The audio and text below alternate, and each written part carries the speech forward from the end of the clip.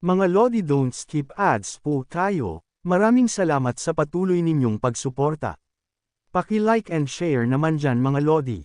Kabanata 2681 hanggang Kabanata 2690. Kabanata 2681. Mukhang hindi pa tapos ang palabas na ito. Para mapatay sila, kailangang si Heavenly Ghost mismo ang kumilos. Ang mga mata ni Tiangue sa ilalim ng gabi ay nakatingin kina Yehan at Yeching. Lumabas sila mula sa guho ng ligtas, at wala ni bahid ng sugat sa kanilang mga katawan. Kahit ang biglaang pag-atake ng Skeleton Gate ay hindi man lang nakasakit sa kanila. Gayunman, dahil sila ay inatake sa kalagitnaan ng gabi habang nagkukultiba pa si Yehan, nagkaroon sila ng matinding pagnanais na patayin ang Skeleton Gate. May kakayahan ka nga, pero mas mabuti na hindi ka mamatay agad. Dudurugin ko mismo ang mga leeg ninyo. Ang mga mata ni Tiangue ay madilim habang dahan-dahan siyang naglakad pasulong, at dalawang matalim na maiikling kutsilyo ang lumitaw sa kanyang mga kamay. Ang dalawang kutsilyong iyon ay tila karit ni kamatayan, puno ng kasamaan at masasamang enerhiya. Binigyan ko kayo ng pagkakataon, pero mukhang hindi ninyo ito pinahalagahan. Skeleton Gate, dumating na ang wakas ninyo, dahil binalot na kayo ng kamatayan. Ang tingin ni Yehan ay kasing talam ng espada, at ang nakapangangilabot niyang pagnanasa sa pagpatay ay lalo pang tumindi. Ang mga tao sa paligid ng Skeleton Gate ay para na lamang mga bangkay sa kanyang paningin.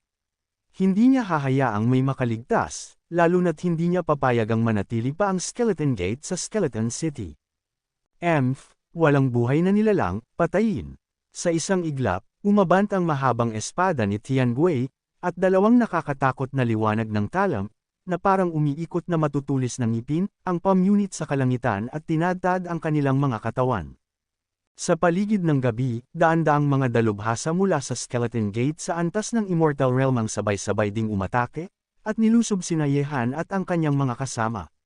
Sa loob lamang ng isang saglit, ang nakakatakot na enerhiya sa gabi ay kumulo, parang alon na umaagos. Ang mga nanunood sa paligid ay napilitan tuloy umatras ng 10,000 metro palayo. Sa sandaling iyon, habang sabay na inaatake ni Tiangue, isang kalahating banal, at ng daan-daang mga dalubhasa ng Immortal Realm, biglang tumapak si Yehan sa lupa at parang kanya na tumilapon pasulong. Dala niya ang nakamamatay na liwanag ng espada, at lahat ng miyembro ng Skeleton Gate na hamarang sa kanya ay agad niyang pinutol sa kalahati gamit ang kanyang nakapangangilabot na liwanag. Sa huli, ang atake ni Yehan ay direktang tumama sa papalapit na kalahating banal na si Tiangue. Boom! Sa isang iglap, yumanig ang gabi sa tindi ng pagsabog. Ang espada ni Yehan ay tila may walang hanggang lakas, nakabitin sa hangin na hindi gumagalaw, ngunit pinaurong nito ng paulit-ulit si Tiangue sa ere. Paano posible ito? Isang kalahating banal ay hindi kayang labanan ang Nine Tribulations Supreme. Ang mga nanunood sa paligid ng gabi ay nabigla. Napakalaki ng agwat sa pagitan ng isang kalahating banal at ng isang Nine Tribulations Supreme. Ngunit si Yehan, na isang Nine Tribulations Supreme, ay nagawang itulak pa atras ang kalahating banal na si Heavenly Ghost. Ang mukha ni Tiangue ay madilim at puno ng pag-aalinlangan. Ang lakas na naramdaman niya mula kay Yehan ay tila dagat na walang hanggan. Huwag kang mag-alala, kapag namatay ka, isasama ng Skeleton Gate ang buhay mo. Ang boses ni Yehan sa kalangitan ay malamig na parang yelo. Biglang nagsimulang magtipon ang mahiwagang at nakakatakot na puwersa sa kalangitan at lupa. Ang madilim na gabi ay tila naging hindi mapapasok at kakaibang mundo. Batas, ito ang kapangyarihan ng batas. Nang maramdaman ng mga tao ang pagbabagong ito, nanginig sila sa takot. Imposible, isa lang siyang Nine Tribulations Supreme, hindi pa siya nasa Immortal Realm, paano niya makokontrol ang batas? Batas, ang batas ng ginto. Ang mga mata ni Tiangue ay nagdilim, at isang malamig at nakakatakot na enerhiya ang lumitaw sa kanyang likod, ang batas ng kasamaan. Sa isang iglap, lumaganap ito at nagdulot ng ilusyon ng mga demonyo. Gusto mo akong patayin? May kakayahan ka ba? Malamig na sabi ni Tiangue. Ang kapangyarihan ng batas ay nagtipon sa kanyang mga kamay, at sa sandaling iyon, ang kanyang anyo ay tila naging isang demonyo mismo. Madali lang kitang patayin. Sa isang iglap, umabant si Yehan at hinampas ang kanyang espada. Ang batas ng ginto na nagtipon sa kalangitan ay umatungal na parang galit na dragon. Nang makita ito ni Tiangue, sumigaw siya at sabay na ikinampay ang dalawang kutsilyo. Ang batas ng kasamaan ay tila sumumpa sa mundo ng nakakalunod na enerhiya.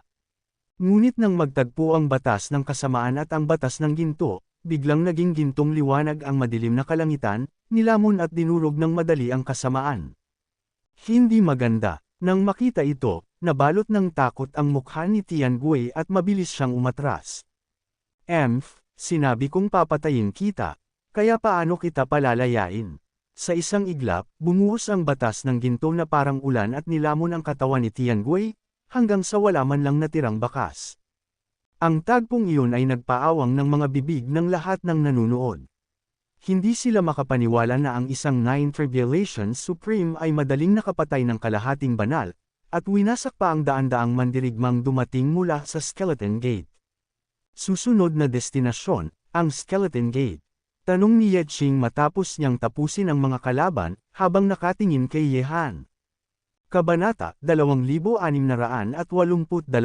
Siyempre, kung sinabi ko na, wala nang dahilan para bawiin pa.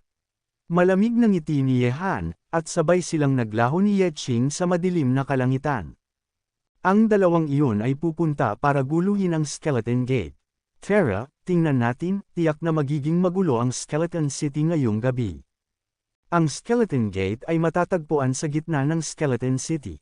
Bagaman hindi pa nakarating doon si Yehan, madali lamang para sa kanya na mahanap ito gamit ang kanyang clairvoyance. Sa ilalim ng madilim na gabi, humahampas ang malakas na hangin, isang gabing hindi mapapanatag ang katahimikan. Bagaman karaniwan na ang pagpatay sa Skeleton City sa lupain ng Spineless Lands, bilang pinuno ng lungsod, maliban sa ibang malalakas na puwersa mula sa ibang syudad, kakaunti lamang ang may kakayahang yumanig sa kanilang posisyon, lalo na kung mag-isa lamang. Ngunit para kina Yehan at Yeching, ang tila imposibleng bagay na ito ay walang kahirap-hirap. Kung naging maayos at mapayapa lamang ang Skeleton Gate, hindi sana nagsimula si Yehan sa pagpatay, ngunit ang mga taong ito ay parang mga langaw, paulit-ulit siyang ginugulo, kaya't hindi niya kailanman palalampasan ang kanyang mga kaaway. Binigyan na ni Yehan ng pagkakataon ng Skeleton Gate, ngunit hindi nito pinahalagahan. Sa itaas ng pangunahing bulwagan ng Skeleton Gate, nakaupo sa unang upuan si Hellsky Eagle, nakapikit at nagmumuni-muni. Bagaman wala siyang ginagawang galaw, ang buong katawan niya ay naglalabas ng mabagsik at mapang-ibabaw na aura. Sa ilalim ng bulwagan ay nakatayo ng tahimik si Half-Saint Yinzon, tila pareho silang may hinihintay. Pinangunahan ni Heavenly Ghost ang mga mandirigma ng Skeleton Gate upang harapin ang dalawang matitinding kabataang iyon, at si Hell Skyhawk ay naghihintay ngayon ng magandang balita. Gaano nakatagal mula nang umalis si Ghost?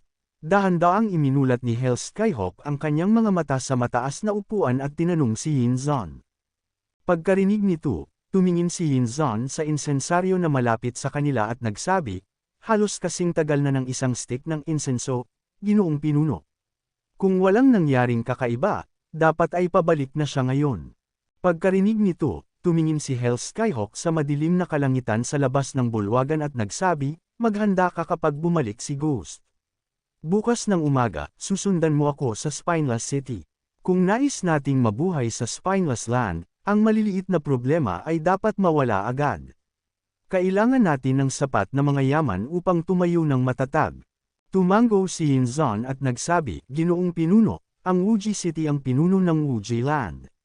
Kapag nagsama-sama ang mga kapangyarihan ng 18 lungsod ng Wuji Land sa Wuji City, tiyak na may ilan sa kanila na lihim na magsasanib puwersa upang palakasin ang kanilang kapangyarihan. Kung gusto nating makakuha ng kalamangan, marahil kailangan din nating maghanap ng mga kakampi. Magaan na sabi ni Hell Skyhawk, hindi mo kailangang mag-alala tungkol dyan. Alam ko ang aking gagawin. Kapag nakuha ko ang Fountain of Youth, hindi lang ito makakabuti sa ating dalawa, kundi sa buong Skeleton Gate. Tumango si Half-Saint Yinzon. Ang Fountain of Youth sa Spineless Land ay isang alamat, hindi ito madaling matagpuan sa malawak na desyertong iyon. Ngunit habang naghihintay sina Hell Skyhawk at Half Saint Yinzon, dumating na sina Yehan at Yeching sa itaas ng Skeleton Gate. Ang kanilang napakalakas na intensyon sa pagpatay ay sumasaklaw sa buong lugar ng Skeleton Gate. Siyempre, agad itong naramdaman ng mga mandirigma ng Skeleton Gate. Skeleton Gate, ngayong gabi ay ang inyong katapusan. Lumabas kayo at mamatay. Ang nakakatakot na tinig ay kumalat sa kalangitan, umalangaw hanggang sa bawat sulok ng Skeleton City. Ang lahat ng nakarinig nito ay nabigla. Sino ang may ganitong katapangan upang hamunin ang Skeleton Gate? Siyempre, nang dumating sina Yehan at Yeching, nagsilabasan din ang mga tagapagsanay ng Skull City sa madilim na kalangitan. Ang labanan sa restaurant kanina ay nakatawag na ng pansin, at ngayon na sila mismo ang pumunta sa Skeleton Gate, natural lamang na gusto nilang saksihan ito. Mga walang buhay. Kayo mismo ang naghuhukay ng inyong libingan.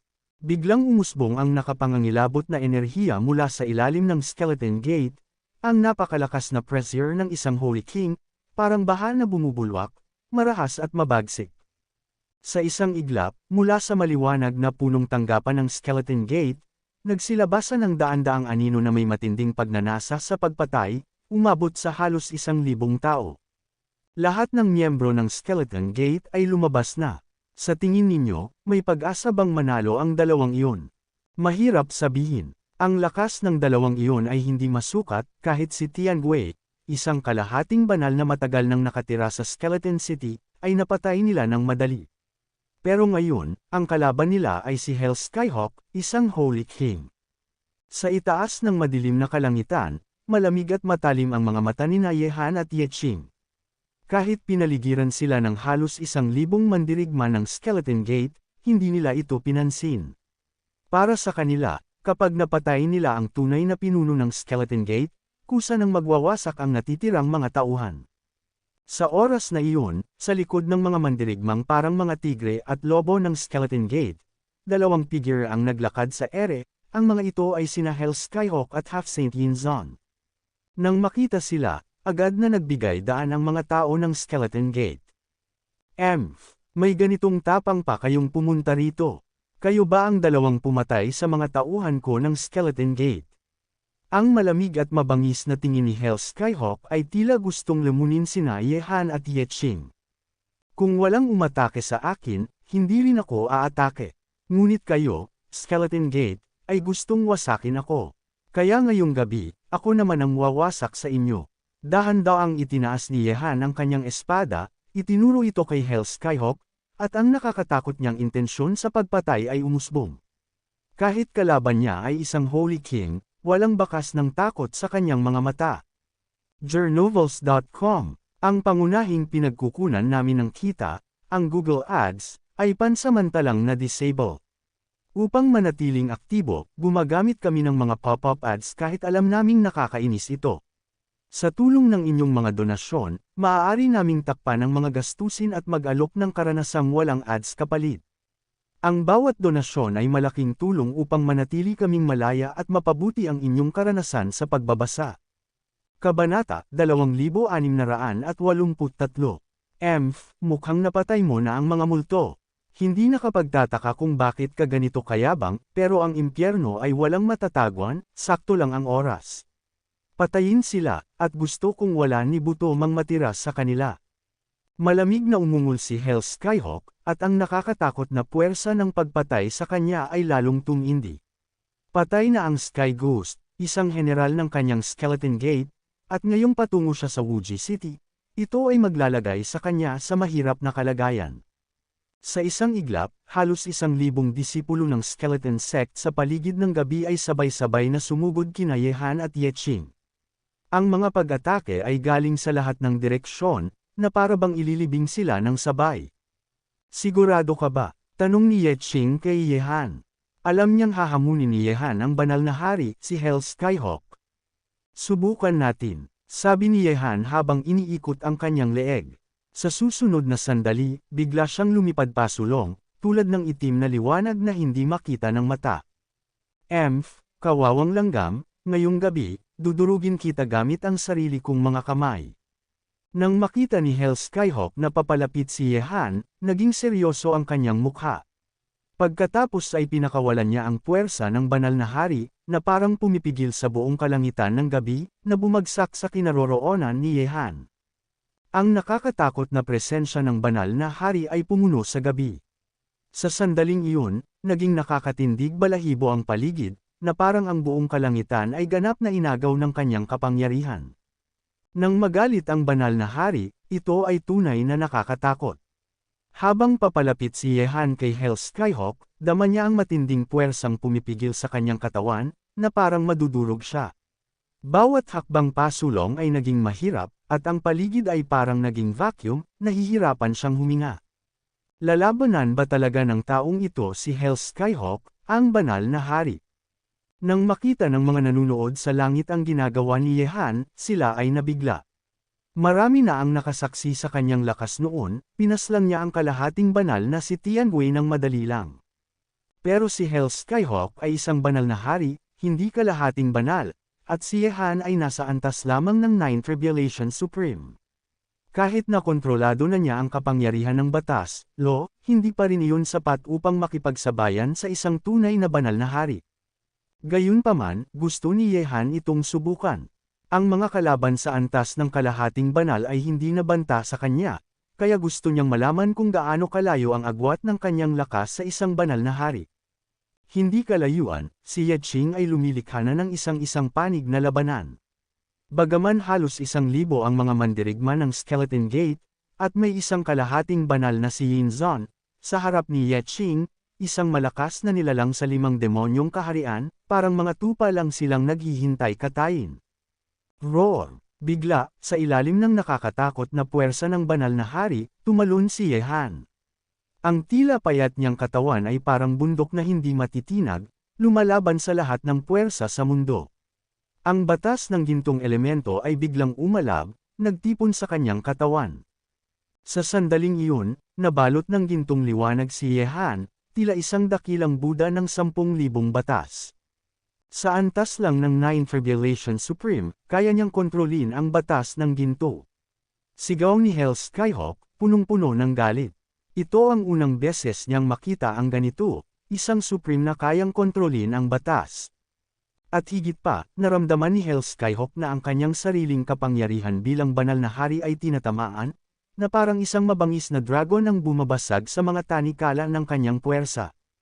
Buksan mo ito para sa akin. Sumigaw si Yehan, pinakawalan ang buong lakas ng batas ng ginto. Ang buong kalangitan ng gabi ay naliwanagan ng matinding gintong liwanag, sobrang silaw na halos hindi mabuksan ang mata ng mga tao. Ang paligid ay naging gintong gabi, at pilit nitong binabasag ang puwersang pumipigil dito. Nang maramdaman iyon, nanigas ang mga mata ni Hell Skyhawk. Nararamdaman niyang unti-unting yumanig ang kanyang kontrol. Ang kapangyarihang taglay ng batang Ninth Revelation Supreme sa harap niya ay nagiging nakakatakot na abnormal, kayang yumanig kahit sa kapangyarihan ng isang banal na hari. Kahanga-hanga kang nilalang. Mukhang minamaliit kita, hindi nakapagtataka kung bakit napatay mo pati ang mga multo, pero ngayong gabi, wala ni isa sa inyo ang mabubuhay. Galit na sigaw ni Hell Skyhawk. Tumingin siya kay Yeqing, ang babae ay parang isang demonyo ng kamatayan. Sa ilalim ng pagsalakay ng 1,000 mandirigma ng Skeleton Gate, wala ni isa mang makapigil sa kanya. Sa ilang sandali lang, sila'y malilipol. Bigla, pinakawalan ni Hell Skyhawk ang kanyang nakakatakot na kapangyarihan ng batas. Sa harap ni Yehan, naging seryoso na siya. Sa sumunod na sandali, isang tanawin ng dugong liwanag ang kumalat sa gabi, tila isang dugong demonyo ang bumaba, nilalamon ang gabi at pinipigilan ang gintong liwanag. Ang batas ng ginto ni Yehan ay nagbanggaan sa batas ng dugo ni Hell Skyhawk. Niyanig ng kanilang banggaan ang buong kalangitan, parang mawawasak na ang mundo. Nang makita ito, ang mga tagamasid ay umatras agad, nababalot ng pagkabigla. Hindi sila makapaniwalang ang isang batang Ninth Revelation Supreme ay kayang makipagsabayan sa isang banal na hari. Napakabaliw. Sino ba ang lalaking ito? Kahit sa mga nilalang ng Gods and Demons Continent, wala pang ganitong lakas sa antas ng Ninth Revelation Supreme. Hindi mahalaga kung sino siya. Kapag sumali siya sa mga nangungunang henyo ng Gods and Demons Continent, sisikat siya sa buong mundo at magkakaroon ng pangalan sa hanay ng mga pinakamalalakas na nilalang. Kabanata 2684. Habang ang mga cultivador sa paligid ng gabi ay nagugulat at nagkakagulo, biglang umatras si Yehan ng ilang hakbang sa gintong mundo, at ang batas ng dugo na puno ng kasakiman ay pinipigilan ang kanyang gintong batas sa pamamagitan ng matinding puwersa. Sa sandaling iyon, naramdaman ni Yehan ang walang hangganang presyon, ang napakalakas na puwersa ay pumipilit sa kanya na umatras ng paunti-unti. May kakayahan ka nga tulad ng isang halimaw, pero kung masyado kang mayabang, kahit ang halimaw ay kailangang magbayad ng presyo. Ngayon, ipapadala na kita sa impyerno. Habang pinagmamasdan ni Hell Skyhawk si Yehan na umaatres, ngumiti siya ng may panlilibak. Gumalaw ang kanyang palad, at biglang nagbago ang madugong liwanag sa gabi sa likod niya, naging isang walang kapantay na dugong espada na halos 1,000 metro ang haba, at agad na bumagsak patungo sa kinaroroonan ni Yehan. Ang espadang ito ay isang espada ng batas, taglay ang nakakatakot na puwersa ng batas, na parabang hahatiin nito sa dalawa ang buong Skeleton City, nakakatindig balahibo ang lakas nito. Nang makita ito, tumutok ang tingin ni Yehan na kumokontrol sa gintong batas. Sa sandaling iyon, wala na siyang oras upang tumawag ng anumang kopya o clone, kaya agad niyang pinadoble ang kanyang lakas sa labanan. Umalon ang kanyang kapangyarihan sa katawan, at sa isang iglap, ang gintong batas na kanyang pinamamahalaan ay naging isang espada ng batas din. Ang gintong liwanag ay nakakasilaw, tumatagos sa langit, at halos 1 kilometro rin ang haba. Sinalubong nito ng direkta ang espadang dugo. Boom! Ang banggaan ng dalawang batas at puwersa ay nakayanig sa mundo. Sa isang salpukan lang, ang lupa sa loob ng 10,000 metro sa paligid ay gumuho, at ang espasyo ay naduraj na parang salamin. Sa sandaling iyon, nanlaki ang mga mata ni Hell Skyhawk, at dali-daling umatras ng ilang daang metro sa kalangitan upang makaiwas sa rumaragasang puwersa. Ngunit sa kabilang panig ng gabi, si Yehan ay umatras din habang umaagos ang dugo mula sa kanyang bibig. Sa banggaan na iyon, malinaw na may puwang pa rin sa pagitan ng kanilang lakas. Pagkatapos ng lahat, hindi pa man siya nakakapasok sa Immortal Realm. Pero kahit ganoon, hindi rin magiging madali para kay Hell Skyhawk, ang banal na hari, na patayin si Yehan. Napakabangis. Kahit seryoso na si Hell Skyhawk, hindi pa rin niya mapatay ang Nine Tribulations Supreme. Ang mga tagapanood sa paligid ay nabalot ng matinding pagkabigla, isang sigaw ng paghanga ang kumalat sa gabi. Sa itaas ng kalangitan, ang nakakagulat na aura ay pumuno sa paligid. Ang mga mata ng lahat ay puno ng pagkamangha. Isang himala ang makita ang isang Nine Tribulations Supreme na nakaligtas sa harap ng isang banal na hari. Karaniwan, madali lang para sa isang banal na hari na patayin ang libo-libong Nine Tribulations Supreme, dahil napakalaki ng agwat ng lakas, parang langit at lupa. Ngunit ngayon, napatunayan ni Yehan na kaya niyang tumindig laban sa isang banal na hari, isang ganap na himala. Ang taong ito ba ay tao o halimaw? Ang mga mata sa gabi ay nakatutok kay Yehan, na mapot ngunit matatag pa rin. Nakaligtas siya sa pag-atake ng isang banal na hari, at nagawang paatresan si Hell Skyhawk, isang bagay na walang ibang magagawa. Sa ganitong record, may karapatan na siyang ituring na pinakamatinding mandirigma ng kanyang henerasyon. Ngunit ngayon, ang mukha ni Hell Skyhawk ay sobrang dilim at nakakatakot. Sa kabila ng kanyang galit, may bahid ng takot sa kanyang mga mata. Ang nakakatakot na talento ni Yehan ay nagbigay sa kanya ng kilabot. Kung hindi niya ito mapapatay ngayon, magiging walang katapusang problema ito sa hinaharap. Ang banal na hari, hindi naman pala ganoon kalakas, malamig na sabi ni Yehan. Nang marinig iyon, kumislap ang galit sa mga mata ni Hell Skyhawk. Bata, aaminin kong minamaliit kita. Sa talento, isa ka sa pinakamagaling sa buong mundo ngayon. Pero ngayong gabi, mamamatay kayong dalawa. Ang pumatay sa mga tauhan ng Skeleton Gate ay magbabayad ng buhay. Ganoon ba? Sa palagay ko, wala ka pa sa antas na kaya mo kaming patayin, malamig na sagot ni Yehan. Sa gabi sa likod niya, isang lotus ang biglang sumibol sa ilalim ng mga paa ni Ye Qing, isang napakalaking banal na lotus na lumulutang, naglalabas ng liwanag na ginagawang banal ang kanyang anyo, tulad ng Guanyin Buddha na nagel iligtas ng mga nilalang. Sa kamay ni Yetching, halos ubos na ang mga tauhan ng Skeleton Gate, mula sa halos 1,000, wala nang 200 natitira. At nang mapugutan ng ulo si Yinzon, ang kalahating banal, ganap nang natakot ang mga tauhan ng Skeleton Gate at hindi na muling lumaban. Kayong mga hanggal. Kahit magsanib kayo, iniisip nyo bang may tsansa pa kayong mabuhay? Malamig na sabi ni Hell Skyhawk. Galit siya, napakalaki ng kanyang pagkawala. Gusto niyang patayin sina Yehan at Yetching mismo upang mapawi ang kanyang galit. Ang babaeng iyon, mas nakakatakot pa kaysa sa lalaki. Bulong ng mga nanunood. Nakita rin nila ang nakakatindig balahibong lakas ni Yetching, mas malakas pa kay Yehan. Kung magsanib ang dalawa, kaya ba nilang talunin ang banal na hari? Parang hindi siya naniniwalang kaya natin siyang patayin, sabi ni Yehan habang pinupunasan ang dugo sa sulok ng kanyang labi. Lumapit si Yetching sa kanya, at ngumiti siya ng malamig kay Hell Skyhawk. Bigyan mo lang ako ng kalahating taon, papatayin kita na parang aso. Pero ngayon, kung magsanib kami, mas madali kang mamatay. Kabanata 2685. Mayabang na bata, hayaang ipadala kita sa impyerno para magwala roon. Ang mga salita ni Yehan ay nagpagulat sa mga nakapaligid, at sa parehong oras ay lubusang ikinagalit ng banal na hari ng kapangyarihan, si Hell Skyhawk.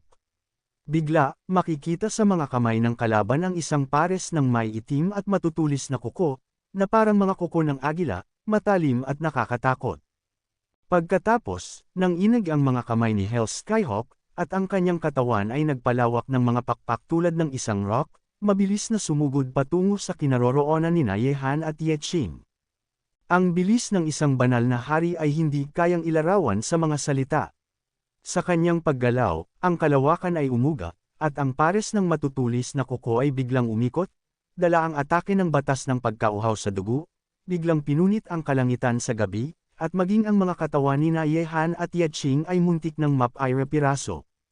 Nang makita iyon, sabay na kumilos si Yehan at Yetching na para bang nagkaintindihan na sila. Si Yehan ay kumokontrol sa batas ng ginto, at si Yetching naman sa batas ng mga espiritong diwata. Sa pinagsamang kapangyarihan ng dalawang batas na ito, isang mapanirang aura ang lumitaw, na pinigil ang batas ng pagkauhaw sa dugo na kinokontrol ni Hell Skyhawk. Ang dalawang walang hanggang liwanag ay nagliwanag sa gabi na parang araw, at ang walang hanggang kapangyarihan ng mga batas ay nagsama at nagbanggaan sa kalangitang ito. Boom boom boom boom. Sa isang iglap, ang tatlong batas ay nagbanggaan ng mabangis, at sa bawat sagupaan ay may naririnig na nakakabinging dagandong, na parang ang buong mundo ay naging tambol, at anumang oras ay pwedeng sumabog. Ang nakakatakot na kapangyarihan ng mga batas ay humahagibis at nag-aalimpuyo sa kalangitan, at matapos lamang ang ilang galaw, naramdaman ni Hell Skyhawk ang matinding presyon, dahil sa bawat banggaan ay nanginginig ang kanyang mga kamay at kumukulo ang dugo sa kanyang katawan. Gamitin ang aking kalooban upang patunayan ang diwa ng 10,000 diwata, gamitin ang aking kaluluwa upang agawin ang batas ng 10,000 diwata, bilangguan ng walang hanggan, pagpigil sa kaluluwa, pagkakagapos. Bigla, isang hanay ng mahiwagang mga tatak ang lumitaw sa mga kamay ni Yetching, at pagkatapos, ang mga batas ng mga espiritu sa paligid ay tila naging isang bilangguan ng langit at lupa, na nagnanais na lubusang ikulong ang kaluluwa ng kalaban upang hindi na ito makaligtas kailanman. Sa sandaling ito, maging ang banal na hari na si Hell Skyhawk ay naramdaman na ang kanyang kaluluwa ay nakulong, isang malamig at madilim na daigdig kung saan hindi na siya kailanman muling isisilang. Ang kaluluwa at katawan ay naghiwalay.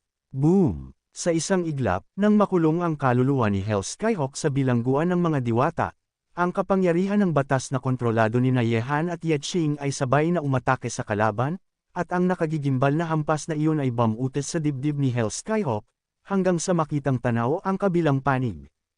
Nang makita ito, ang mga taong umatras ng 10,000 metro upang manood ng laban ay labis na nagulat.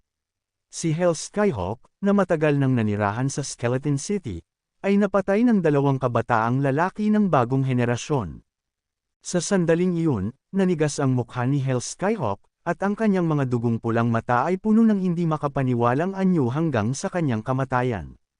Dahan-dahan niyang ibinaba ang kanyang ulo at tiningnan ang malaking butas sa kanyang dibdib, matatapos ang kanyang buhay sa mga kamay ng dalawang kabataan. Ngunit totoo ngang may mga imposibleng bagay sa mundong ito, subalit ang pagpatay kay Hell Skyhawk ay hindi kabilang dito. Sa lakas ni Yeching lamang, hindi mahirap patayin si Hell Skyhawk, lalo na kung kasama si Yehan. Sa kanilang dalawa, mas madali pa nilang mapapatay si Hell Skyhawk. Binigyan na kita ng pagkakataon, ngunit sa kasamaang palad, hindi mo ito pinahalagahan. Habang pinagmamasdan ni Yehan ang katawan ni Hell Skyhawk na bumabagsak mula sa langit, wala siyang ipinakitang emosyon.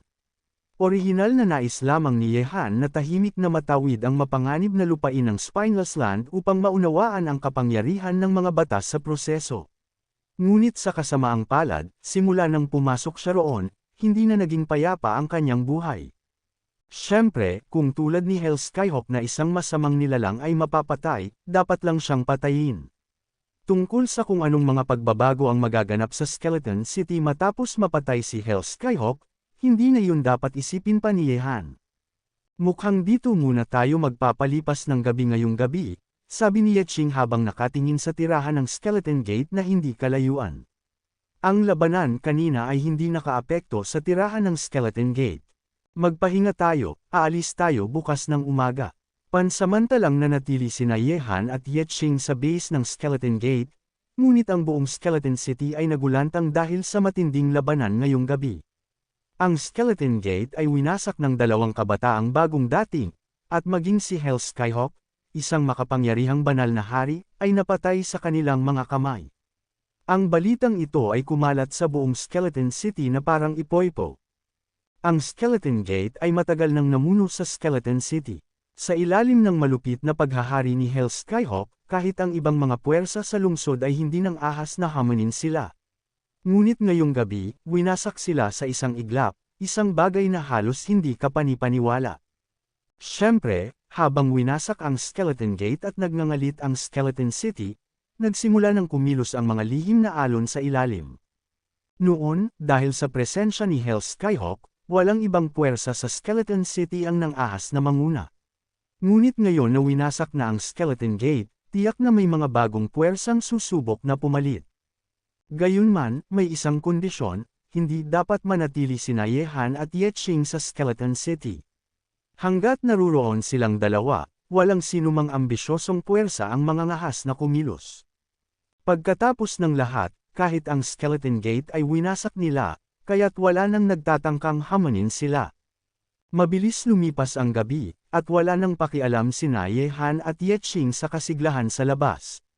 Pagkatapos ng gabing iyon, aalis na sila at magpapatuloy patungong Central God Realm.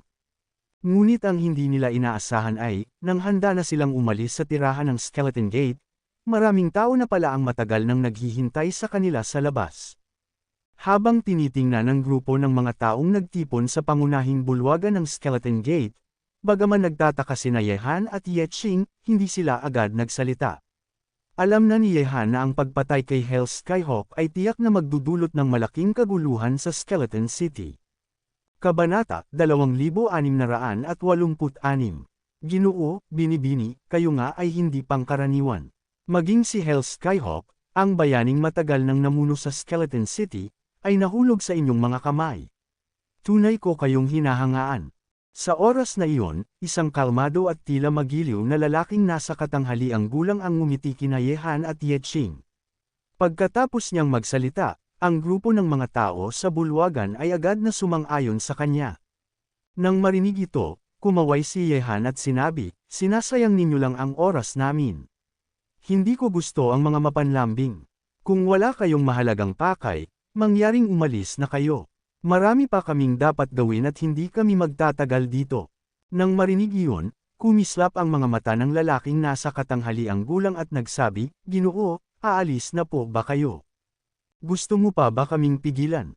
Malamig na sabi ni Yehan, kasabay ng matalim na tingin. "Maling pagkaunawa, Ginoo, hindi ko po kayang gawin iyon," sagot ng lalaki. "Tila isa kayong tao na gumagawa ng mga dakilang bagay, at ang kayamanan ng Skeleton City ay tila wala sa inyong pakialam. Ngunit nais ko lang sanang magtanong, kayo po ba ay pupunta sa Woolwich City para sa Fountain of Youth? Spineless City, Fountain of Youth. Kumislap ang mga mata ni Yehan. Narinig na niya noon ang tungkol sa lungsod na iyon, ang pinakamakapangyarihan sa Spineless Land, ngunit paano ito nauugnay sa Fountain of Youth? Alam ni Yehan na ito ay isang banal na bagay sa paglinang, kahit isang patak lang ng Fountain of Youth ay maaaring magpanatili sa isang tao ng kabataan at kagandahan magpakailanman. At para sa mga tagapagsanay, ang pag-inom ng Fountain of Youth ay maaaring magpadali sa pag-angat ng antas at magpataas ng sigla. Sa madaling sabi, ang Fountain of Youth ay napakalaking tulong sa sinumang nagkakultaba. Hindi ninyo alam, Ginoo? Tanong ng lalaking nasa katanghaliang gulang na may halong pagtataka. Sumagot si Yehan ng kalmado, pupunta nga kami sa Wuji City, ngunit hindi pa namin naririnig ang tungkol sa Fountain of Youth. Ganoon pala, tumango ang lalaki at nagsabi, ngunit dahil patungo na kayo sa Wuji City, malalaman ninyo rin ito sa lalong madaling panahon. Ang Fountain of Youth ay lumalabas isang beses sa isang taon sa lupain ng walang tuktok, ngunit napakahirap itong masakop at makuha. Isa itong gumagalaw na labirinto sa disyerto, walang nakakaalam kung saan ito susulpot sa susunod na sandali. Kaya ngayon, tinipon ng Heaven and Earth Alliance ang mga puwersa mula sa 18 lungsod ng Spineless Land sa Spineless City upang magtungo sa Wuji City at subukang makuha ang Fountain of Youth. Orihinal na kabilang dito ang Skeleton Gate, ngunit nagkataong inaway nila ang dalawang ginoong gaya ninyo. Kaya malapit nang lumitaw ang Fountain of Youth. Kumalabit si Yehan sa mesa gamit ang kanyang mga daliri. Kung talagang lilito ang Fountain of Youth, kailangan niyang subukan ang kanyang kapalaran, dahil milyon-milyong tao sa Tianlong ang umaasa sa kanya para mabuhay. Tumango ang lalaki at nagsabi, dahil naglabas na ng utos ang Heaven and Earth League, malapit nang lumitaw ang Fountain of Youth. Sa palagay ko, ang mga puwersa mula sa 18 lungsod ay papunta na sa Wuji City. Kung ganoon, bakit hindi ka rin pumunta? Malamig na tanong ni Yehan habang nakatitig sa kanya. Napangiti ng mapait ang lalaki at sumagot, Ginoo, hindi ninyo alam, ang Heaven and Earth League ay nag-aanyaya lamang ng pinakamalalakas na puwersa mula sa 18 lungsod. Hindi kami kabilang sa mga inimbitahan. Kung pupunta kami roon, siguradong magagalit ang League, at ang mga makapangyarihang puwersa ay hindi kami papayagan na makisalo sa gantimpala. Sabi ni Yehan, kaya ka lumapit sa amin. Ginoo, ngayon na wasak na ang Skeleton Gate, wala nang pinuno sa Skeleton City. Ang mga dragon ay walang leader. Nangangahulugan ito na may bakanting pwesto sa listahan ng mga inimbitahan ng Heaven and Earth Alliance. Kung kayo ang ako sa posisyong iyon, magkakaroon kayo ng pagkakataon na makuha ang Fountain of Youth. Patuloy ng lalaking nasa katanghaliang gulang. Magandang mungkahi, tugon ni Yehan na may kalahating ngiti. Ngunit kahit makapangyarihan ang dalawang ginoong tulad ninyo, hindi magiging madali kung wala kayong katuwang. Kapag ang mga puwersa ng 18 lungsod ay nagpunta sa Wuji City, tiyak na magkakaroon ng mga lihim na alyansa. Mahirap makuha ang Fountain of Youth kung mahina ang kapangyarihan. Kung hindi kayo tatutol, nais kong pamunuan ang aking mga kapatid upang sumama sa inyo papuntang Wuji City. Hehe, iyan marahil ang tunay mong pakay sa paglapit sa amin, hindi ba? Mahinang ngiti ni Yehan. Wala namang tunay na kabaitan sa mundong ito, lahat ng pabor ay may kapalit. Ang pagsama nila ay hindi para sa kabutihan kundi upang makuha ang Fountain of Youth. Siyempre, kung sila lamang ang pupunta sa Wuji City, walang saysay iyon. Kahit payagan sila ng Heaven and Earth League, magiging pambala lang sila sa laban. Kaya kailangan nila ng isang malakas na pinuno, at sina Yehan at Yetching, na pumatay sa banal na hari na si Hell Skyhawk, ay malinaw na mga perpektong kandidato. Napangiti ng pilit ang lalaking nasa katanghaliang gulang at nagpatuloy, Ginoo, alam ninyo kung ano ang lugar na ito. Sa Spineless Land, lahat ay nabubuhay para sa sariling interes. Kahit na imbitasyon ito ng Heaven and Earth League, tiyak na magiging mabangis ang labanan. Ang mga taong naroon ay mas mabagsik pa sa mga gutom na lobo pagdating sa kapakinabangan, kaya kailangan ninyo ng tulong. Ngumiti si Yehan at nagsabi, ngayong winasak na ang Skeleton Gate, ang buong Skeleton City ay parang walang laman na cake.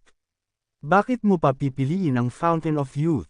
Sumagot ang lalaki, Ginoo, para sa akin, mas nakakaakit ang Fountain of Youth. Mas mabuting subukan ang kapalaran kaysa mag-aksaya ng oras dito sa Skeleton City na wala ng yaman. Bukod pa roon, masyado ng maraming nag-aagawan dito sa Skeleton City. Kapag umalis na kayo, tiyak na lalabas ang mga itinatagong kaaway. Hindi ko alam kung kakayanin kong makipaglaban para sa lugar na ito. May punto ka, sabi ni Yehan. Ano nga ulit ang pangalan mo? Ang pangalan ko ay Sun Jian, at matagal na akong naninirahan sa Spineless Land, sagot ng lalaki. Nang marinig iyon, sinabi ni Yehan, kung ganoon, ilan ang kaya mong tipunin dito sa Skeleton City? Kung ito lang ang lakas mo, wala na tayong dapat pang pag-usapan. Nagliwanag ang mukha ni Sun Jian at sinabi, kung gayon, pumayag na kayo. Makakaasa kayo, Ginoo, kaya kung magtipon ng hindi bababa sa 300 tao dito sa Skeleton City. Hindi ko kayo bibiguin.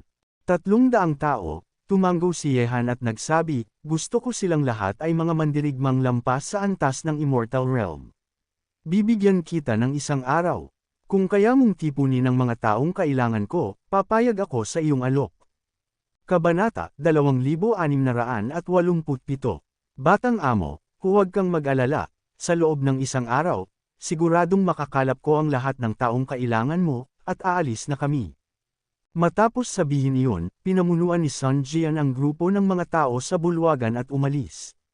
Xiaohan, nagtitiwala ka ba sa kanya? Tanong ni Ye Qing na nasa tabi ni Yehan matapos umalis sina Sun Jian at ang iba pa. Pagkarinig nito, ngumiti si Yehan at nagsabi, ang taong handang magsugal para sa kapakinabangan ay syempre hindi dapat pagkatiwalaan, pero tama naman ang sinabi niya, mga baguhan tayo rito at kailangan natin ng kaunting tulong. Bukod pa rito, hindi rin natin gaanong kilala ang Borderlands. Pero kung nandyan sila, baka makatulong sila para maiwasan natin ang ilang hindi kinakailangang gulo. Sa palagay ko, gusto mo lang silang gawing panangga. Inirapan ni Ye Qing si Yehan. Alam ni Ye Qing na may iba pang plano si Yehan. Ang tawag dyan ay kapwa pakinabang. Bakit, hindi ba't gusto rin nila tayong gamitin? Sabi ni Yehan, kung talagang may bukal ng kabataan sa lupain ng walang gulugod, kailangan nating subukan iyon.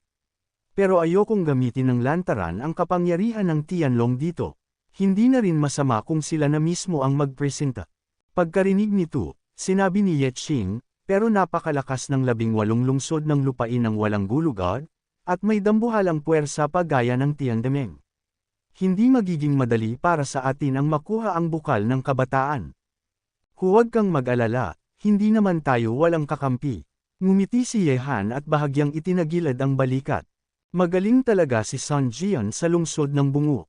Bagaman isang araw lang ang lumipas, nakalap niya ang mahigit 400 tao sa lungsod ng Bungo, at lahat sila ay mga guro ng immortalidad, higit pa sa hinihingi ni Yehan. Matapos tipunin ni Sun Jian ang mga puwersang ito, tumulak na sina Yehan at ang iba pa patungong lungsod ng Wuji. Sa lupain ng walang gulugod, may kabuuang 18 lungsod, at sa bawat isa ay maraming mabagsik at malulupit na tao. Siyempre, bawat lungsod ay may kanya-kanyang pinuno, tulad ng dati, ang pinuno ng lungsod ng Bungo ay si Hell Skyhawk. Sa ibang lungsod, may mga pinunong gaya niya, o mas malakas pa. Ngunit higit sa mga pinuno ng mga lungsod na iyon, may isa pang higit na makapangyarihang puwersa. Ang Alyansa ng Langit at Lupa. Sila ang katumbas ng kataas-taasang pinuno sa lupain ng walang gulugod. Kadalasan, ang ibang mga pinuno ng lungsod ay hindi nang ahas sumuwi sa Alyansa ng Langit at Lupa, lalo na't hamunin ang kanilang pamumuno. Ang lungsod ng walang gulugod ay nasa gilid ng lupain ng walang gulugod, at ito ang pinakamalapit sa gitnang teritoryo ng mga Diyos. Kailangan dumaan sina Yehan at ang iba pa sa lungsod ng walang gulugod bago makapasok sa gitnang teritoryo.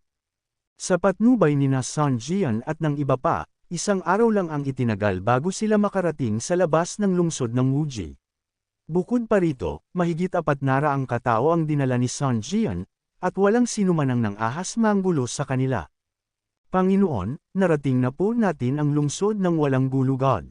Habang nakatitig sa napakalawak na lungsod sa harapan, kumikislap ang mga mata ni Sun Jian. Mas malaki ang sukat ng lungsod ng walang gulugod kumpara sa iba, at sa gitna ng disyertong ito, para itong isang hiwalay na mundo. Sabi ni Ye Han, Sun Jian, dalhin mo muna ang ilan at magsiyasat sa loob ng lungsod ng Wuji. Kapag dumating ang mga puwersa mula sa 18 lungsod ng lupain ng walang gulugod, siguradong kikilos din sila, gayon din ang Tiandemeng. Pagkatapos mong magtanong at makatiyak, bumalik ka agad sa akin. Pagkarinig nito, tumanggo si Sun Jian at pinamunuan ang grupo papasok sa lungsod ng Wuji. Pinapapasok mo sila para lang maakit ang pansin ng iba. Hindi ka ba natatakot na kamuhian kanila? Tanong ni Ye Qing habang nakatingin kay Ye Han. Alam niyang kapag dumating sina Sun Jian at ang kanyang mga tauhan, siguradong mapapansin sila. Ngumiti si Ye Han at nagsabi, sobrang halata ang mga iyon, kaya tama lang na sila ang makakuha ng atensyon. Manatili tayo sa dilim at maging handa. Kapag napansin na sila, madali nating magagawang lumitaw sa tamang oras. Gusto ko ring makita kung ano na ang sitwasyon sa lungsod ng Wuji. Tungkol naman sa sama ng loob, hindi ganoon katanga ang lalaking iyon. Kailangan niya ako, at kailangan ko rin siya sa ngayon. At saka, kailangan ba talaga nating katakutan siya? Lumipat mula sa liwanag patungo sa dilim, at hintayin ang tamang sandali, dahan-daang tumanggo si Ye Qing. Sa kasalukuyan, nagtipon-tipon sa lungsod ng walang gulugod ang mga puwersa mula sa 18 lungsod, kaya't mas mainam na manatili sila sa dilim kaysa sa maliwanag na lugar. Sa ganitong paraan, hindi sila agad mapapansin o magiging target ng iba. Pagkatapos ng lahat, kapag lumitaw ang bukal ng kabataan, lahat ng naroon sa lungsod ng walang gulugod ay magiging potensyal na kalaban. Malapit na tayo, halika't tingnan natin ang lungsod ng walang gulugod. Agad na hinawakan ni Ye Han ang kamay ni Ye Qing at sabay silang naglakad papasok sa lungsod ng Wuji. Ang kanilang pagdating ay parang isang patak ng tubig sa karagatan, hindi kapansin-pansin. Ngunit iba ang sitwasyon ni Sun Jian at nang higit 400 taong kasama niya, napansin sila agad ng lahat. Bilang pinakamalaking lungsod sa lupain ng walang gulugod, ang lungsod ng walang gulugod ay higit na maringal kumpara sa iba, at tila may kaayusan ito. Bagaman maraming mamamatay tao ang naroon, sinusunod pa rin nila ang ilang lihim na batas. Tila napakalakas talaga ng impluwensya ng Tiandemeng dito. Mas maayos itong lungsod ng walang gulugod kaysa sa lungsod ng bungo na nakita natin dati. Habang magkahawak kamay na naglalakad sa abalang lansangan, sinabi ni Ye Qing kay Ye Han, nang pumasok tayo sa lungsod ng bungo ilang araw na ang nakalipas, napakaraming matang nakatingin sa atin, parang mga mabangis na hayop na handang umatake anumang oras. Pero dito sa lungsod ng walang gulugod, hindi ganoon ang pakiramdam ko.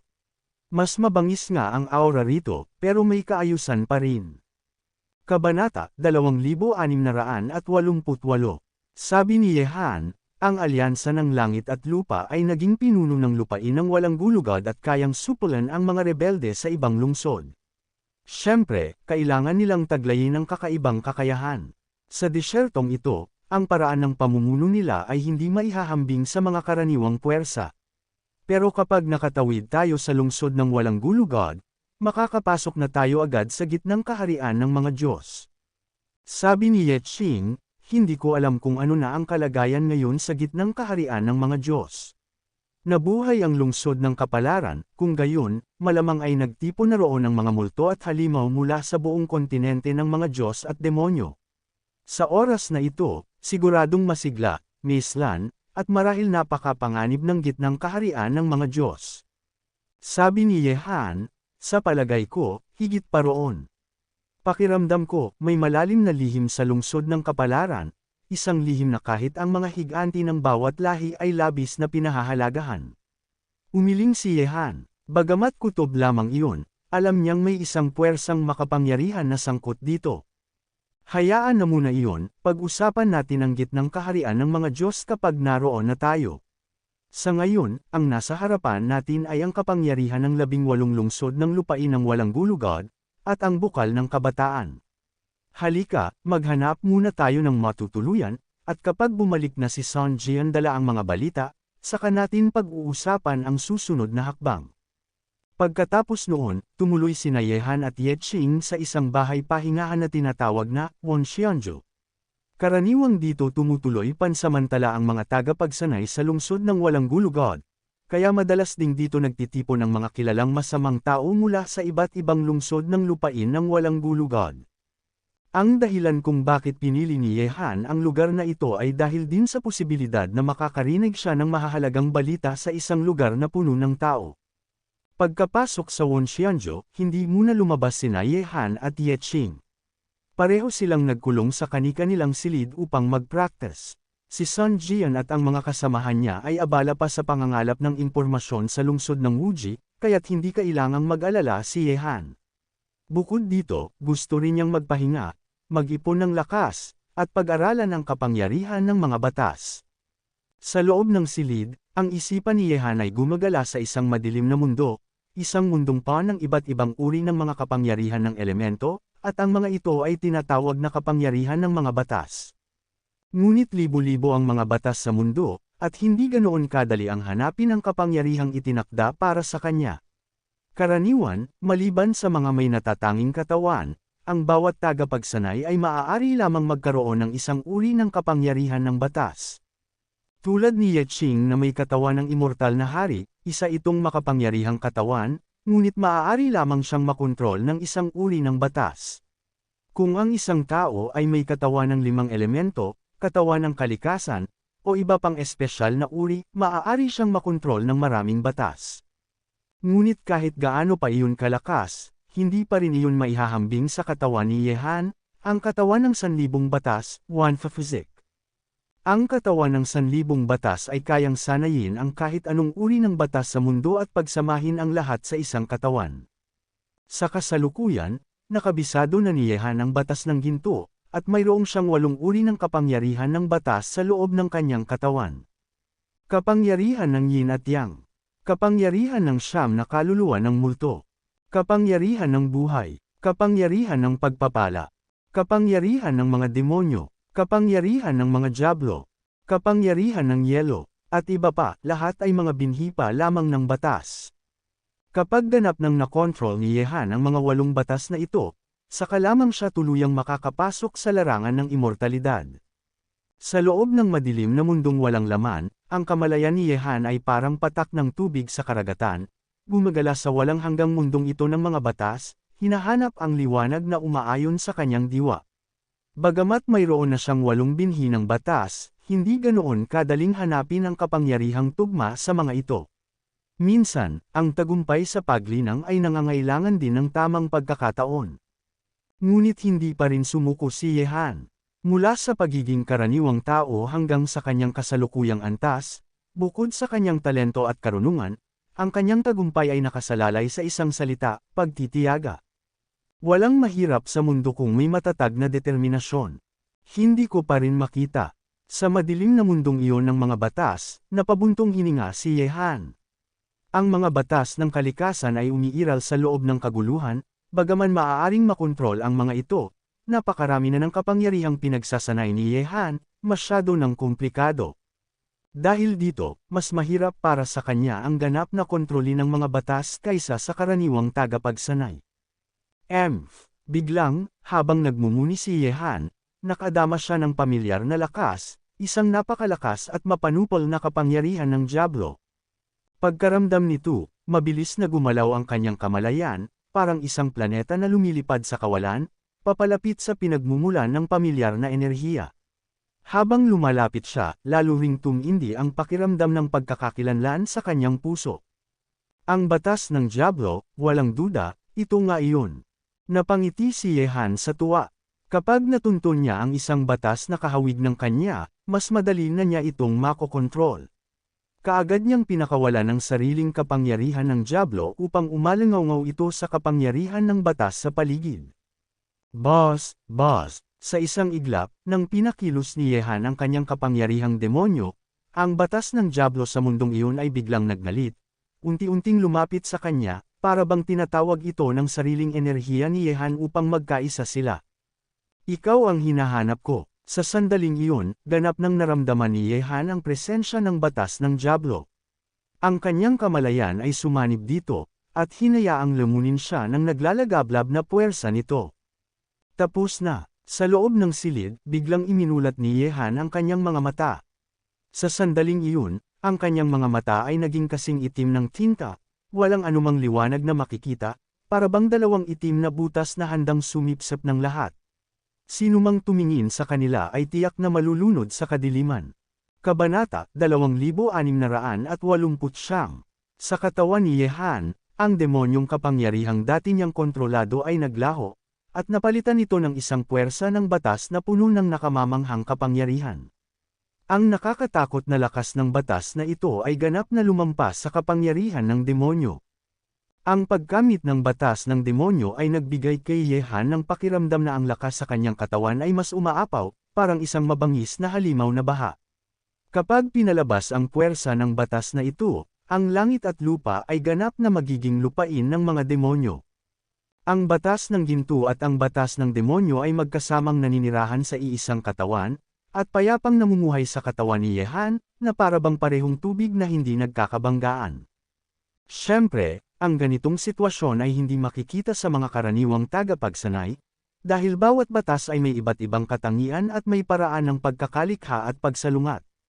Kapag dalawang batas ang nagsama sa isang katawan, tiyak na sesubog at mamamatay ang tagapagsanay. Ito ay katulad ng katotohanang tinatalo ng tubig ang apoy at tinalo ng metal ang kahoy. At ang dahilan kung bakit ligtas si Yehan sa pagkontrol ng batas ng ginto at ng batas ng demonyo ay dahil sa kanyang natatanging katawan. Kahit ang tubig at apoy ay maaaring magsama at magkaisa sa loob ng kanyang katawan. Sa oras na iyon, bumukas ang pinto ng silid ni Yehan, at pumasok si Yeching mula sa labas. Magkalapit lang ang mga silid ng dalawa. Nang kinokontrol ni Yehan ang batas ng demonyo kanina, naramdaman ni Yeching, na nagpapahinga sa tabi, ang pag-ikot ng batas ng demonyo, kaya pumunta siya upang tingnan ito. Ang pangalawang batas, tinitingnan ng maitim na aura na umiikot pa rin sa paligid ni Yehan, ngumiti si Yeching. Lumapit siya kay Yehan at naupo, at nagsabi, ang bilis mong nakabisado ang pangalawang batas. Kung magpapatuloy ka ng ganito, baka makapasok ka na sa immortal na kaharian sa loob lamang ng kalahating taon. Kung tama ang kutub ko, ang pangalawang batas mo ay ang batas ng mga demonyo, hindi ba? Tumango si Yehan, hinawakan ang kamay ni Yeching, at ngumiti. Oo, batas ng demonyo nga, pero nagkataon lang na nagtagumpay ako. Tungkol naman sa mga susunod na batas, hindi ko alam kung gaano katagal bago ko makontrol ang mga iyon. Nakamit ni Yehan ang batas ng ginto nang pumasok siya sa lupain ng walang gulugod, at ngayon ilang araw pa lamang ang lumipas bago niya na-control ang batas ng demonyo. Ang bilis na ito ay talagang kahanga-hanga. Gayunman, hindi pa rin nasiyahan si Yehan sa bilis na ito, dahil ang pagkakataong makuha niya ang batas ng demonyo ay bunga rin ng isang hindi inaasahang pagkakataon. Sabi ni Yeching, huwag kang panghinaan ng loob, kung para sa iyo, hindi iyon mawawala. Ngayon na nakabisado mo na ang dalawang batas, mas malakas na ang iyong kapangyarihang pandigma kaysa dati. Isa itong napakahalagang pag-unlad. Narinig ito ni Yehan at tumango, ngunit sa sandaling iyon, bigla niyang naramdaman na ang jade sleep ng kaluluwa sa kanyang sumero ring ay biglang kumikislap. May balita si Sun Jian. Agad na sabi ni Yehan matapos suriin ang laman ng jade sleep. Bago pa man, iniwan na ni Yehan at ni Sun Jian ang kanilang marka sa kani-kanilang jade sleep. Anong sabi niya? Tanong ni Yeching. Sagot ni Yehan, hindi ko pa alam, pero pupunta raw siya rito sa loob ng ilang sandali. Kung wala siyang nakuhang impormasyon, malamang hindi siya pupunta rito ng walang dahilan. Makalipas ang ilang sandali, habang naghihintay sina Yehan at Yeching, dumating na si Sun Jian sa silid nila, siya lamang mag-isa. Kumusta? Ano na ang sitwasyon sa lungsod ng Wuji ngayon? Tanong ni Yehan kay Sun Jian na umupo sa harap niya. Alam ni Yehan na hindi siya pagtataguan ng lalaki, dahil pareho ang kanilang layunin. Ginoo, narito na ang mga puwersa ng 18 lungsod ng lupain ng walang gulugod. Sa kasalukuyan, ang mga taong ito ay nagkakampo sa bawat sulok ng lungsod ng walang gulugod, nagbabantayan sa isa't isa, at marami na ring mga puwersang ito ang bumuo ng alyansa. Ngunit dahil sa samahan ng langit at lupa, ang mga alyansang ito ay hindi pa kumikilos ng lantaran. Narinig ko rin na iimbitahan ng samahan ng langit at lupa ang mga kinatawan mula sa 18 lungsod upang pag-usapan kung paano makukuha ang bukal ng kabataan bukas. Pero ngayon, may isang mahirap na suliranin tayong kinakaharap. Sabi ni Sun Jian na may kunot noo. Anong suliranin? Tanong ni Yehan ng kalmado. Imbitasyon, sagot ni Sun Jian. Inimbitahan ng samahan ng langit at lupa ang mga puwersa mula sa 18 lungsod upang makuha ang bukal ng kabataan, at nagpadala sila ng mga paanyaya. Kung gusto nating pumasok bukas, dapat mayroon din tayong imbitasyon. Commandant si Yehan at nagsabi, hindi yun problema.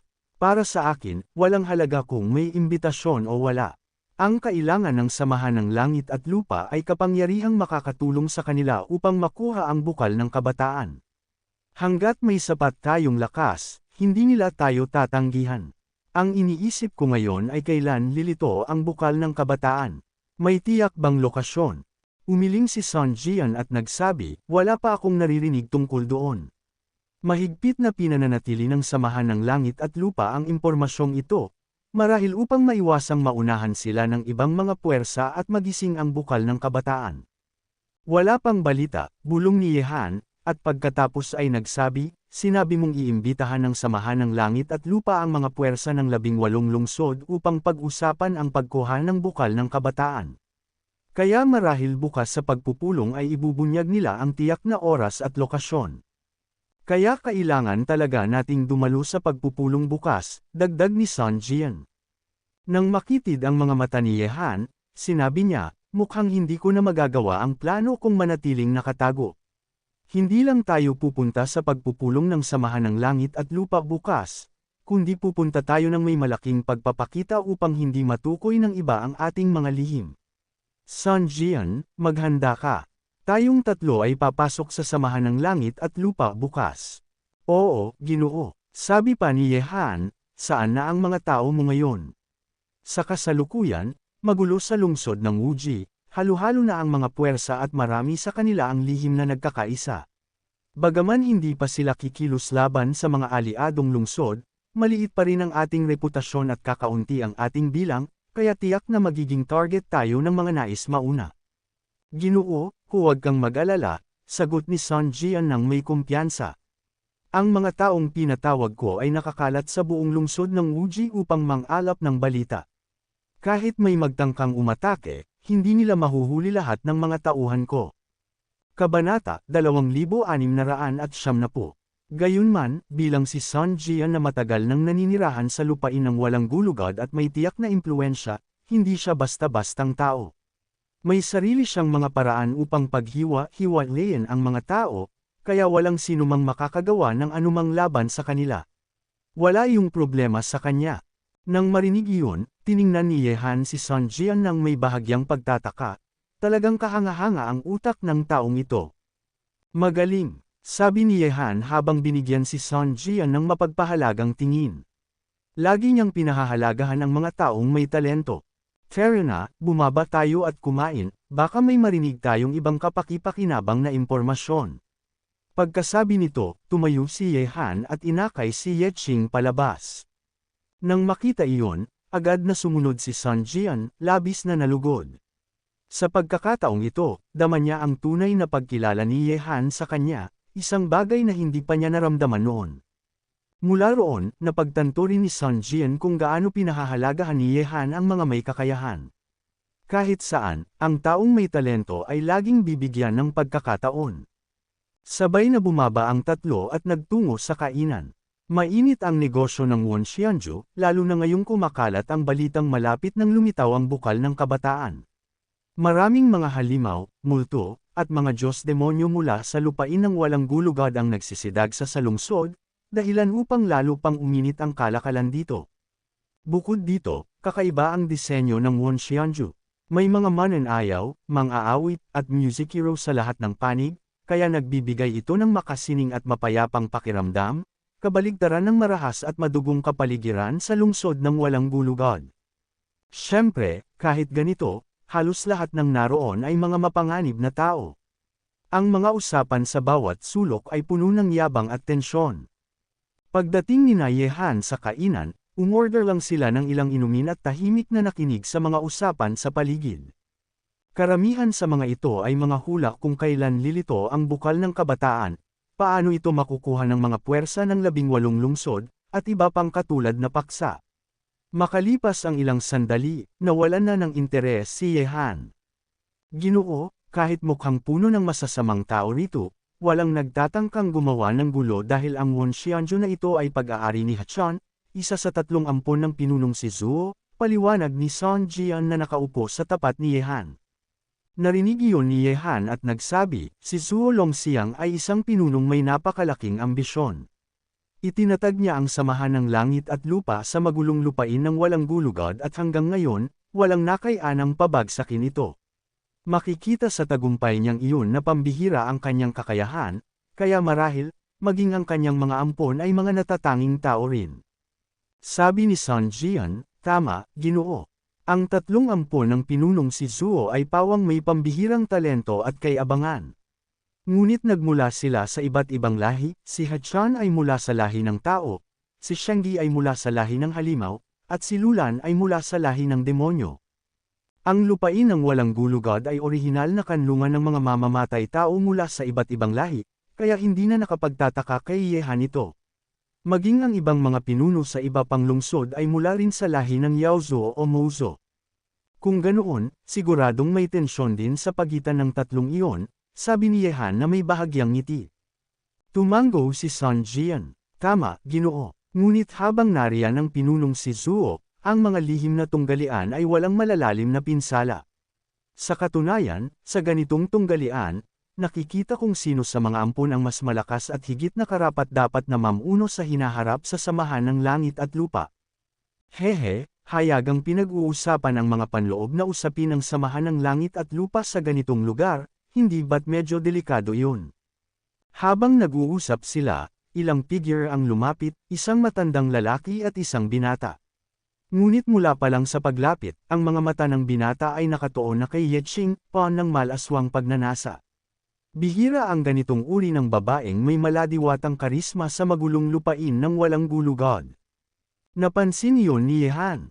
Matalim ang kanyang titig na tila espada, ayos lang sana kung manghaharap lang, ngunit ang hindi niya kayang tiisin ay ang malaswang tingin ng binata. Humph, kayo pala. Bago pa man makapagsalita si Ye Han, biglang lumabas ang nakakakilabot na aura ng pagpatay mula sa matandang lalaki sa likod ng binata. Zuto, kilala mo sila? Tanong ni Shang Guanzuan, bahagyang nagulat na kilala ng kasama niya ang grupo ni Ye Han. Sa totoo lang, napalapit siya dahil naakit siya sa kagandahan ni Ye Qing. Bilang batang pinuno ng Blood Sect, hindi siya papayag na palampasin iyon.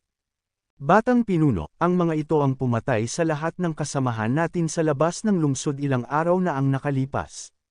Ngayon na narito na tayo sa lungsod ng Wuji, tiyak na mamamatay sila sa harap mo. Sagot ni Chen Shouzuto, ang mga matay malamig ngunit may halong takot habang tinatitigan si Ye Han. Alam niya kung gaano ito kakilabot, naranasan na niya iyon mismo.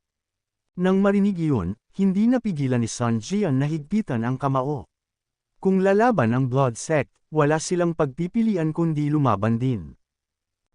Sila pala ang pumatay sa daan-daang kasapi ng Blood Sect, malamig na sabi ni Shang Guanzuan habang tinititigan si Ye Han.